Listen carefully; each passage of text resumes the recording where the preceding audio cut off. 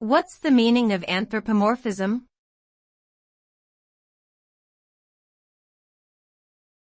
Anthropomorphism.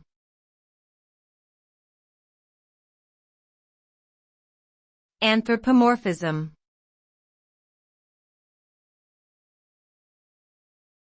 Anthropomorphism.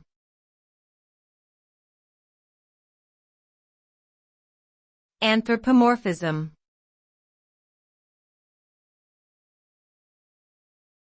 Anthropomorphism.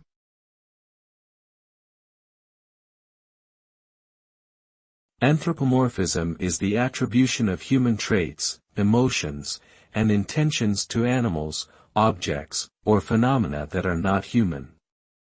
This occurs when we project our own desires, thoughts and feelings onto things around us.